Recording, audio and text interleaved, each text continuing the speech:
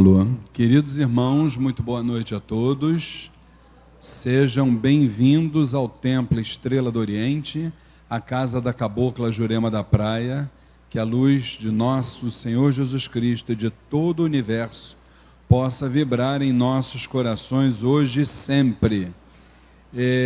Sejam bem-vindos não só aqueles que estão aqui presencialmente na casa da Cabocla Jurema da Praia, na Rua Goiás, 548, no bairro da Piedade, aqui na zona norte do Rio de Janeiro, como também os queridos irmãos que nos acompanham através da nossa fanpage, facebook.com/Templo Estrela do Oriente.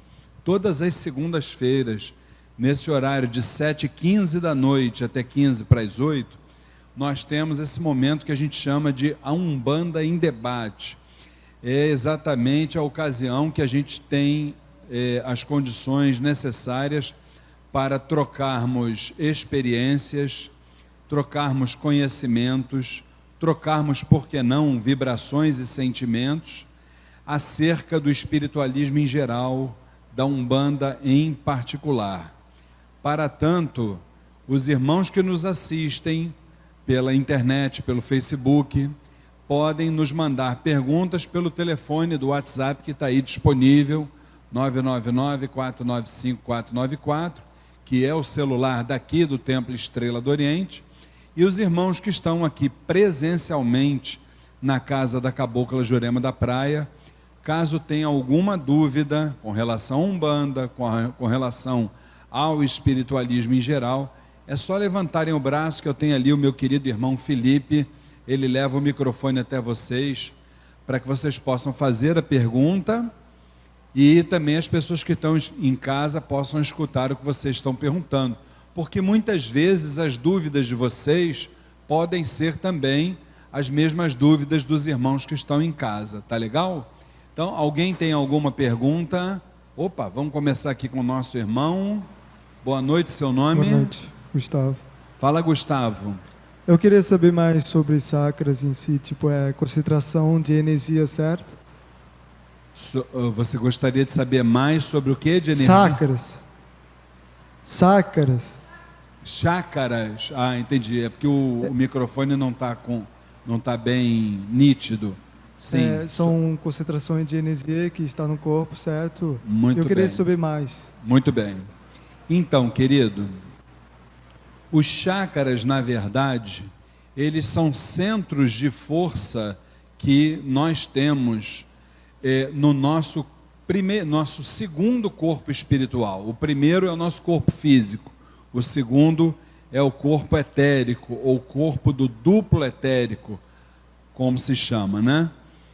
Então, como chácaras, nós temos 7 na teoria ocidental, temos 13 na teoria oriental, e nós temos, por que não dizer, centenas de subchácaras, e além disso, milhares de mini chácaras. Então são centros de força que giram nesse segundo corpo espiritual, sempre da esquerda para a direita, tá certo? Ou seja, a gente olhando para o leste, tendo o leste como referência, sempre girando para a direita, e a partir dali, cada um daqueles chácaras, eles estão ligados, inclusive, a uma série de realidades fisiológicas nossas, realidades até do corpo físico, né? Órgãos do nosso corpo humano, né? Então, cada chácara está ligado exatamente a uma realidade nossa. Esses chácaras, quando eles estão devidamente regulados pela parte espiritual, nós temos uma tendência a não adoecer, uma tendência. Eu não estou dizendo que nós não adoecemos, tá? Eu estou dizendo que nós temos uma tendência, que hoje a gente tem que explicar muito bem o que a gente fala, porque a gente fala preto e as pessoas entendem branco, entendeu? Pois é. Então, nós temos uma tendência a não adoecer. Agora, esses chácaras, normalmente, eles se desregulam a partir das nossas emoções, a partir das nossas posturas, principalmente quando nos desviamos dos propósitos da espiritualidade, entendeu? Aí, a partir do momento que a gente, vamos dizer assim, deixa de fazer a coisa como precisa ser feita, as nossas emoções começam a criar uma série de descompensações, né? E isso, num primeiro momento, atuando no mental e posteriormente atuando no organismo. Por quê? Porque nós sabemos que tudo aquilo que o mental não consegue equalizar, o organismo absorve como doença, entendeu? Então, a ideia é essa. Existem algumas situações que são raras, mas que também podem desregular os chakras, como, por exemplo, mediunidade, pessoas que estejam com a sua mediunidade aflorada, né? Pessoas que insistem em postergar, né, o seu compromisso mediúnico, né, a sua missão mediúnica, né? Essas pessoas, elas podem, com certeza absoluta, adiar esses compromissos, mas não podem se evadir deles. Então, isso tudo pode, com certeza, gerar problemas nos chakras. Uma outra situação que também gera problemas nos chakras é quando nós passamos por cirurgias e somos obrigados a tomar anestesia geral. Quando a gente toma anestesia geral, a gente abre alguns dos nossos chakras e aí a gente precisa passar por uma sessão de tratamento espiritual, onde as entidades recomendam exatamente a regulagem desses chakras. Então, os chakras são muito importantes, realmente, são pontos vitais dentro da nossa existência. Tá bom, querido? Espero ter te respondido, lembrando que sobre chakras a gente costuma detalhar um pouco mais no curso Umbanda Sem Fronteiras, sobre o qual daqui a pouquinho eu vou voltar a falar, tá? Eu acho que o irmão ele tem um complemento dessa pergunta ou uma outra pergunta para fazer, pois não? O que é o terceiro olho, como dizem que... O terceiro olho, ele nada mais é do que mais um chakra que nós temos aqui entre as duas sobrancelhas, entendeu? Alguns, nós poderíamos dizer que ele é o nosso chakra frontal, na altura da testa, né? E glândula pineal? A glândula pineal é um dos chakras tratados na teoria oriental, entendeu? E é aqui atrás, na altura da nuca, onde nós concentramos todos os nossos arquivos passados de todas as nossas existências. Ok, obrigado. Tá bom, querido? Nada. Mais alguma pergunta, gente? Só não pode ter vergonha, tá, pessoal? Diga, minha irmã, boa noite, seu nome? Boa noite, meu nome é Mara. Diga, Mara. Eu ouvi, né, algumas pessoas falando que as tragédias atuais, desde o início do ano, foi atribuída pela regência do orixá Ogum. Aí eu queria que você falasse sobre a sua opinião a respeito. Eu também discordo, mas eu gostaria de saber. Eu discordo completamente, muito pelo contrário, muito pelo contrário. Acho que Ogum é solução, Ogum nunca foi problema para ninguém, entendeu? Isso aí é a criatividade da mente humana. A mente humana, a criatividade, tanto para o bem quanto para o mal, não tem limites, entendeu? Então o ser humano vai criando os seus factoides, né? As suas fantasias, e tudo isso através de desejo, buscando, né? Objetivando, né? Desejos escusos, né? Então isso não é legal não, entendeu? Muito pelo contrário. Primeiro que a gente tem que entender o que é tragédia, né? A gente tem que entender o que é tragédia. A gente observa aí as pessoas dizendo, porque agora aconteceu hoje com o jornalista Boechat um problema no ar. Depois teve aqui a chuva que foi, né, elemento água. Lá no Flamengo foi elemento fogo. Lá em Sobradinho foi não sei o que. Gente, eu Não levo por aí, não. Eu acho o seguinte, eu acho que tudo acontece quando precisa acontecer. É claro que existem questões que a gente vê de uma forma bem clara, né? Que houve irresponsabilidade das pessoas, ganância, uma série de questões, né? Agora, eu penso, na minha modesta opinião, que não existem consequências sem causas. Para começar, entendeu? E os acontecimentos, eles estão aí desde que o mundo é mundo, né? Então, se a gente começar a pensar nisso, imagine quando esse mundo estava em guerra, né? Segunda Guerra Mundial, o que o pessoal ia dizer? É os 4 elementos, é não sei o quê. Tudo isso, eu volto a dizer, a mente humana é muito fértil, entendeu? Uma pena que muitas vezes para outros caminhos, tá? Mas eu não vejo como isso não, muito pelo contrário. Ai de nós se não fosse algum, tá bom? Perguntas, meu querido irmão, hoje está com o repertório dele afinado. Fala, querido. Se tudo tem causa e efeito, certo? Então, a gente meio que pode dizer que somos culpados da maioria das coisas que acontecem na nossa vida, ou simplesmente tem que acontecer como deve? Querido, deixa eu te falar uma coisa.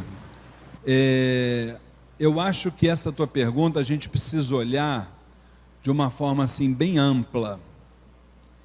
Eu gosto muito de toda vez que eu penso nisso aí que você colocou, sobre culpar. Eu não gosto muito nem desse termo, né? Culpar. Porque eu acho que nós estamos, na verdade... Fala, querido, o que você ia complementar? Em si, nós somos errantes, certo? Nós pecamos. Se nós o quê? Somos errantes, certo? Então, tipo, para mim, o julgamento é uma hipocrisia do ser humano, pois todo mundo erra. Eu erro, você erra, então é uma hipocrisia julgar o outro. O melhor a se fazer é perdoar, certo? Muito bem, vamos lá. Então, como a gente estava dizendo, era o seguinte... toda vez que eu olho esse tipo de pergunta que você faz, eu gosto muito de citar um exemplo da criação dos mundos, que a gente chama aqui de cosmogênese divina. A gente entende que antes de tudo existir, todos os planos, todos os reinos, todas as raças, todas as formas de vida, todas as dimensões, só existia uma luz imaterial que hoje, dentro da Umbanda, nós chamamos de Zambi.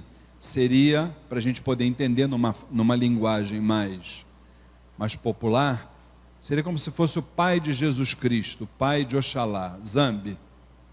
Essa luz imaterial é a força que, se um dia tudo que a gente conhece desaparecer, acabar, esse mesmo Zambi ele vai continuar existindo em potência. Só que nós, num determinado momento, passamos desse plano virginal, onde só existia o Zambi, para um plano causal, a partir de um acontecimento, de um evento. É como se, e aí é que eu trago esse exemplo na cabeça, é como se um filho se rebelasse contra o pai. E esse pai, quando é um verdadeiro pai, que atua dentro de um equilíbrio, de uma grandeza, de uma vibração, o que ele faz, esse pai? Ele abre a porta da casa e diz: se você não aprende aqui com amor, você vai aprender lá na rua, a partir de hoje, com a dor. E isso não é porque ele não gostava de nós, muito pelo contrário. Zambi tem a gente como filhos, todos nós somos filhos de Deus. Não importa se eu chamo esse Deus como Zambi, como Jeová, como Alá, não importa, né? Mas ele tem um amor conosco infindável, nós somos parte dele. Então ele abriu a porta e diz: vai para a rua e vai aprender, você está se rebelando contra mim, então vai aprender. Então, no dia de hoje, no momento atual, nesse plano que a gente vive, nós continuamos na rua, aprendendo, crescendo, amadurecendo. Para quê?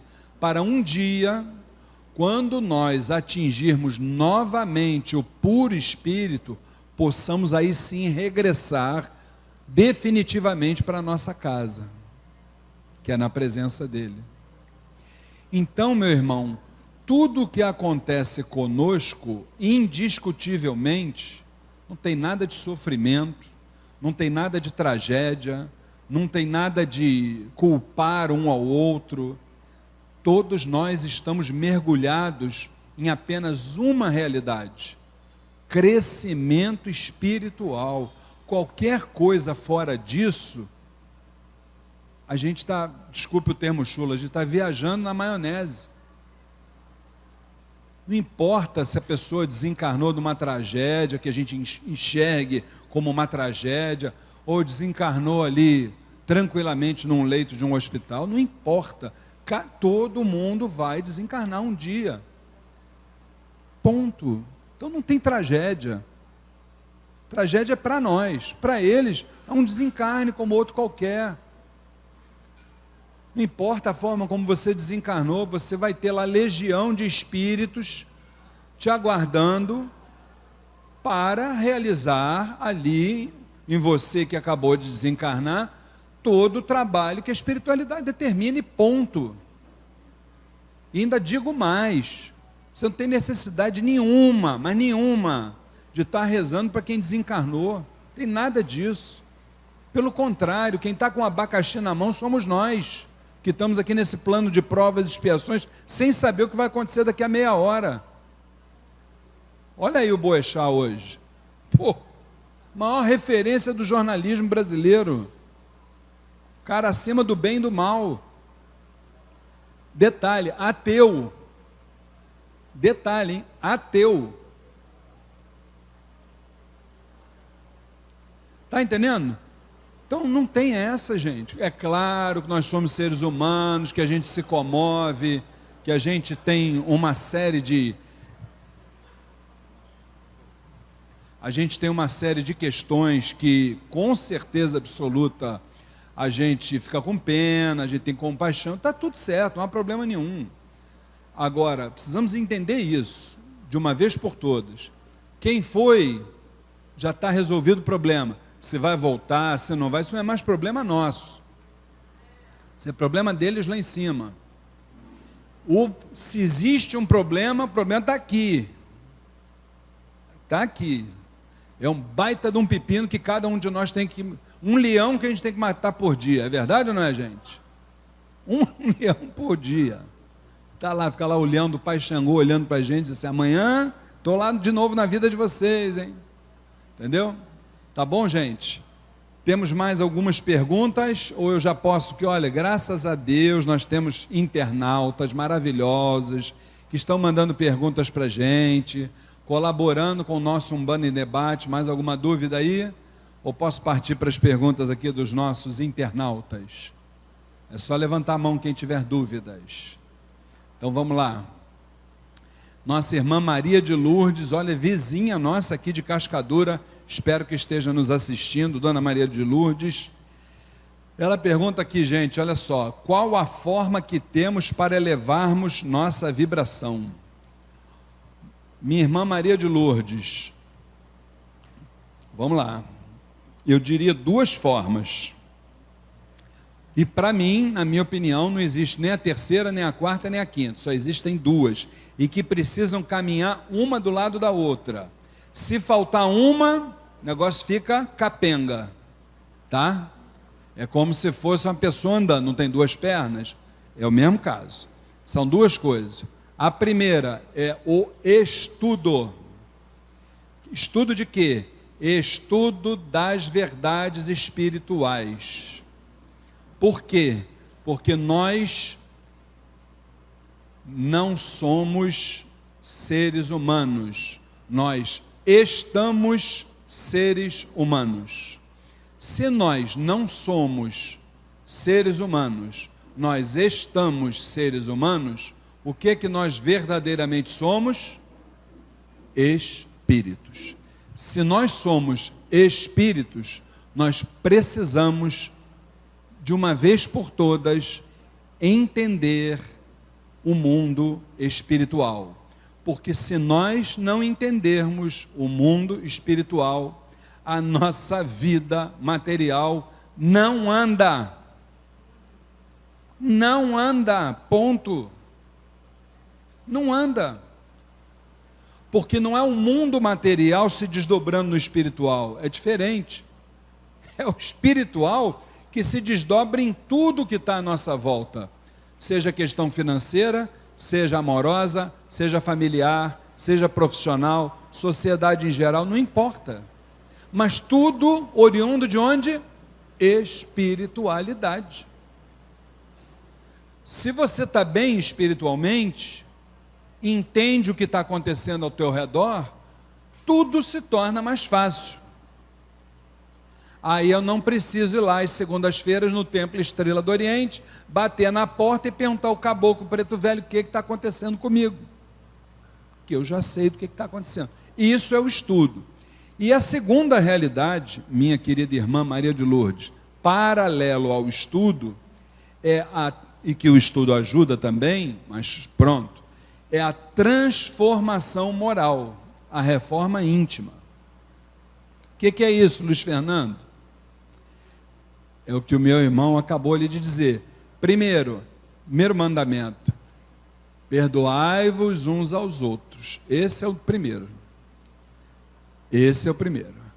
Porque não adianta a gente imaginar que a gente vai falar com Deus, vai pedir a Deus, vai fazer não sei o que com Deus, se lá atrás nós estamos aborrecidos com o nosso pai, com a nossa mãe, com o nosso vizinho, com o nosso patrão, com o cara que me deu uma fechada ali na esquina, não adianta. E isso é uma escrita bíblica, inclusive. Primeiro te reconcilia com o teu inimigo e depois vem entregar a tua oferenda no altar. Quem conhece o Evangelho sabe o que eu estou falando. Mas primeiro te reconcilia lá com o teu inimigo. E aqui entre nós, né, gente? Quando fala do inimigo externo, esse inimigo externo ele só existe na nossa vida, sabe por causa de quê? Porque nós ainda não nos reconciliamos com os nossos inimigos internos. Que o dia que isso acontecer, os nossos inimigos externos deixam de existir. Então isso chama-se transformação interior. Saber que o outro que convive comigo dentro da minha casa, no meu trabalho, na rua, ele é apenas diferente de mim. E não é porque ele é diferente de mim que eu tenho que entrar em choque com ele. Não é porque ele pensa diferente de mim que eu tenho que bater de frente com o pobre coitado. Isso chama-se transformação interior. Ah, Luiz Fernando, isso é muito difícil. Mas ninguém disse aqui dentro que é fácil. E se fosse fácil, não tinha graça. Simples assim. Ah, Luiz Fernando, como é que faz? É um processo. É um processo. Como diz a nossa mãe Jurema, um passo de cada vez. Então, minha querida irmã Maria de Lourdes, te liga. Qual a forma que temos para elevarmos nossa vibração? São duas: estudo e reforma íntima. Qualquer coisa fora disso tem prazo de validade. Acaba. Beleza? Espero ter respondido a sua dúvida. Lúcia de Castro. Opa, olha só, gente, do Tocantins, hein? Que maravilha, espero que também esteja nos assistindo. Lúcia de Castro, ela pergunta, olha a pergunta dela, gente: Exu é o diabo? Minha irmã, vou dizer uma coisa para você. O diabo, ele realmente existe, eu não tenho dúvida nenhuma disso. Só que ele está dentro, sabe de onde? Do ser humano. Ele está dentro do ser humano. Só que dentro desse mesmo ser humano, tem uma outra figura do lado desse diabo, chamada Deus. Então tem duas figuras lá, Deus e o diabo. Agora, o combustível que você vai dar a um ou a outro, é você quem decide. O grande problema é que esse diabo está dentro da gente e a gente está achando que ele está do lado de fora. Não está, não. Está dentro de nós. O problema é que quando a gente começa a falar sobre isso, a gente, como é que se diz, começa a desconstruir a figura mercadológica de muitos segmentos aí. O que seria de muitos segmentos se não fosse o diabo? Não é assim? Agora, veja bem, a negatividade ela precisa existir. Nós estamos num plano de provas e expiações. O que são provas e expiações? Provas a gente tem todos os dias na nossa vida. Todos os dias nós temos provas. Acontecem fatos com a gente. Quando as provas acontecem, o que ocorre, gente? Se nós temos um mínimo de discernimento quando essas provas acontecem, nós nos arrependemos. Aí, no meio desse arrependimento, aparece aquele irmãozinho que diz assim: vem cá ler esse livro aqui que você vai ser salvo. Só que a coisa não para na prova e no arrependimento. Tem o terceiro degrau da escada, que é a expiação. O que é expiar? É resgatar, é refazer o mal que você fez a alguém. Não é te punir, que espiritualidade não pune ninguém. Ao contrário, ela proporciona o teu crescimento. Só tem um detalhe: enquanto você não aprender, você vai, quantas vezes for necessária, ter que fazer o dever de casa. Mas punição não é não. Não é mesmo. Tá? Então não tem essa de pegou o livro, leu, tá salvo não, tá, gente? Tem que resgatar. Embora se coloque ali a tal da teoria da prosperidade, né? Entre aspas, mas não tem essa não. Se não for um passo de cada vez e cada um caminhando, não rola. Tá bom, minha irmã? Então deixa esse negócio de diabo de lado, porque procura alimentar o Deus que está dentro de você, que você faz, é um dever de casa melhor, tá legal? Olha aqui, Letícia de Paulo de Copacabana, que beleza, hein? Letícia, também esperamos que você esteja nos assistindo. A Letícia nos pergunta o seguinte: como podemos desenvolver a mediunidade? Gente, eu vou ser muito sincero, não adianta falar outro lugar, né? Aqui no Templo Estrela do Oriente. Com certeza. Vou falar o quê? Em princípio aqui. Por quê?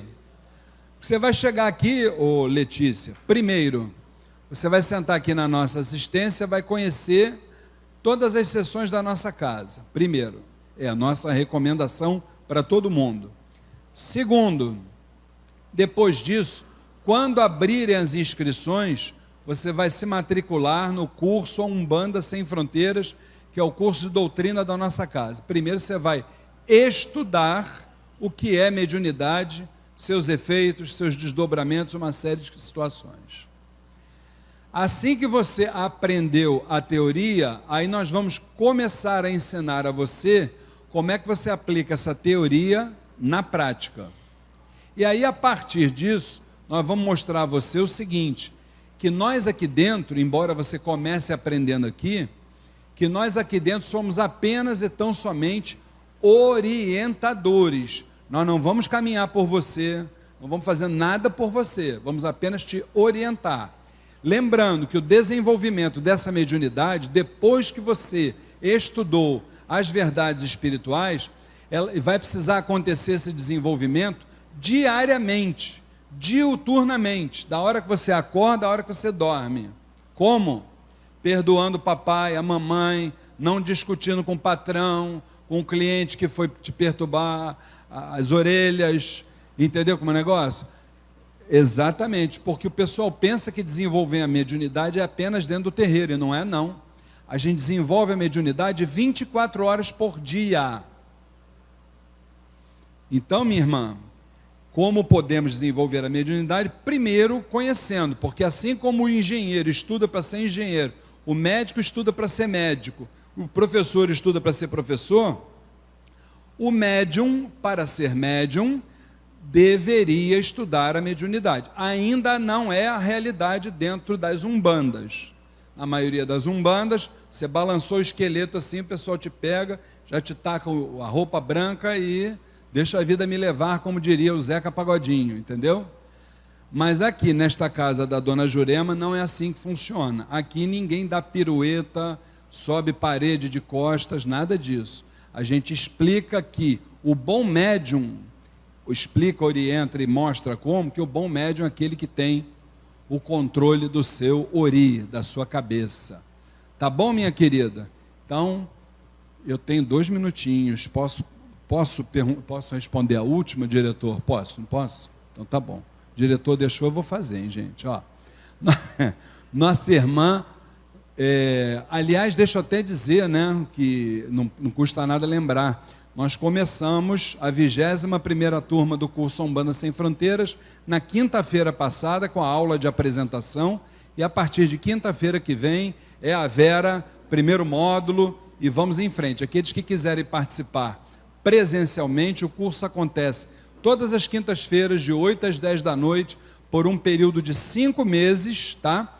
Maiores informações lá na nossa secretaria, e quem não puder fazer presencialmente pode fazer à distância, e é só acessar o site www.aumbandasemfronteiras.com, vai fazer à distância e vai assistir às aulas no dia e no horário que melhor lhe convier, tá bom? Pessoal, deixa eu dizer aqui a última pergunta do Lucas, é o Lucas Mendes de Ipanema. Hoje só está dando o pessoal chique, né? Copacabana, Ipanema, né? Que beleza, hein? O Lucas está perguntando aqui, por que os caboclos bradam? Lucas, olha só, quando uma entidade chega na Terra incorporada, ela nunca vem sozinha, ela traz consigo toda uma egrégora espiritual, toda uma hierarquia constituída. Então, quando o caboclo ele dá o brado, na verdade, ele está convocando toda essa egrégora espiritual, toda essa hierarquia, toda a sua falange para o trabalho que está se iniciando. Então é por isso que o caboclo brada, é por isso que a criança faz aquele carnaval todo aqui, é por isso que o Exu dá a gargalhada, entendeu? Então todas essas entidades estão convocando toda a sua hierarquia espiritual, toda a sua egrégora para o trabalho que está se iniciando. Isso é apenas uma das características da falange de caboclos. Volto a dizer, se você quiser saber mais, temos aqui estudo para que a gente possa se aprofundar nesse particular. Tá bom, meu querido irmão Lucas? Agradecemos os irmãos que nos mandaram perguntas. Não esqueçam, podem mandar aí pelo WhatsApp do Templo Estrela do Oriente, 999-495-494, está aí na tela.